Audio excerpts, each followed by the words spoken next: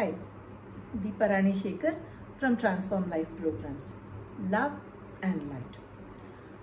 Well friends, let me tell you a story. And before the story begins, I have a request. If you still haven't subscribed to our channel, please click on the bell icon and subscribe to the channel so that you get all the videos as soon as they are uploaded.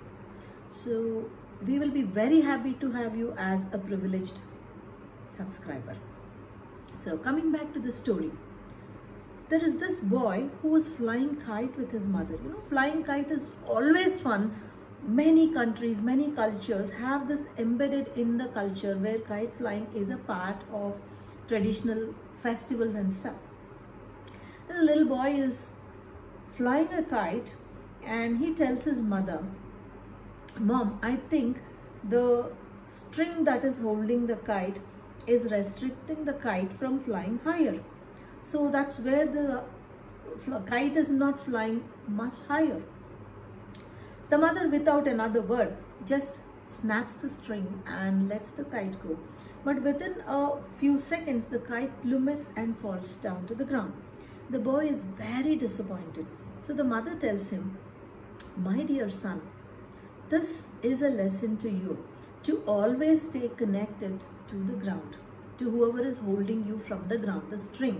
It could be your family, it could be your emotions, it could be the morals that you grew up on."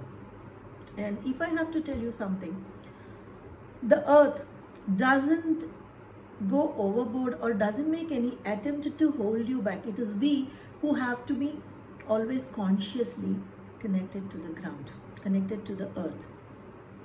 In fact, I have been reading a lot about epics of all the cultures in the past few months. What I have seen is, irrespective of any natural calamity, war or anything, the earth is just not bothered about what we humans do.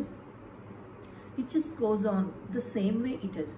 But if we harm the earth, definitely it comes back to us. You know, it's like a mirror, it reflects back to us.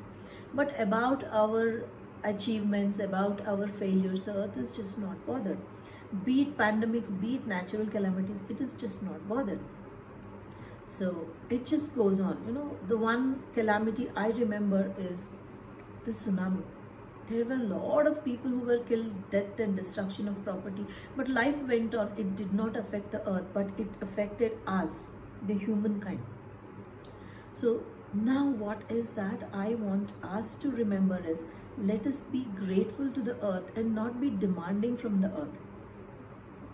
The earth is just a reflection of our own mental state.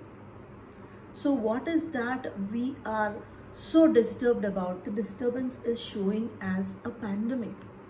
So can we be grateful to the earth, raise our vibration by meditating, by listening to music, by feeling childlike joy in looking at whatever nature we can.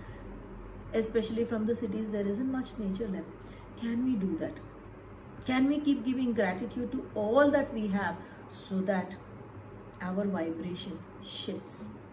So there are other methods of shifting our vibration, like laughing loudly, laughing as much as possible, giving gratitude, laughing as much as possible, listening to soothing music, painting, anything that is creative shifts the vibration to something positive and contributive. So can we do that? Is it very difficult? No. It could even be simple cooking. Cooking is also creative. If you can do that, definitely we can be shifting our vibration. Can we do that? And shift the vibration, so that by shifting our vibration, we can shift the vibration of the earth. How much have we been flying high and we have lost connection with Mother Earth? Is that why the kite is plummeting down? The curve that had to soar higher, our goals, our achievements, everything is taking a slower speed because the pandemic is slowing us down at various levels in various forms. So can we get to shift our vibration? So you can also leave suggestions in the comment box of how else can we shift our vibration. So my next video is on how to shift vibrations. Stay tuned to look into that video. Thank you so much for joining me. Deepa Rani Shekhar from Transform Life Programs. Love and light.